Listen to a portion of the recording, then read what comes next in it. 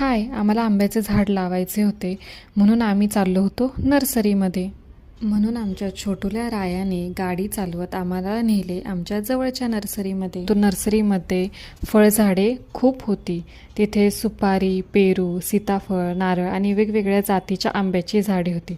त्यातील एक नवीन काहीतरी जातीचे आम्ही एक आंब्याचे झाड घेतले आणि एका झाडासाठी टेम्पो कुठे करायचा म्हणून असंच एक जुगाड करत आम्ही आमच्या गाडीमध्येच ते झाड रानामध्ये घेऊन गेलो. रानामध्ये आल्यावर रायाचं आणि आजीचं मातीत खेळणं चालू होतं. आजी त्याला खोपा कसा बनवायचा ते शिकवत होती, परंतु त्याचं काय तर तो खोपा त्या काठीने तोडायचंच काम चालू होतं. इथे झाड लावण्यासाठी रायाच्या बाबांनी साधारण 1 ते 1.5 फूट असा खड्डा करून घेतला.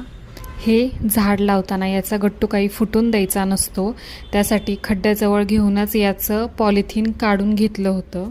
आणि झाड लावताना बेसमध्येही काहीही खत पाणी किंवा मीठ वगैरे असं काही न घालता हे झाड या खड्ड्यामध्ये लावून घेतलं आणि वरतून माती सारवून झाडाभोवती एक आळं तयार करून घेतलं. इथे आमचा छोटूला राया देखील झाडाला माती लावण्यास मदत करत आहे. झाड लावल्यावर लगेच कोणतेही खत याला घालायचे नाही आणि शेणखत तर मुळीच घालायचे नसते.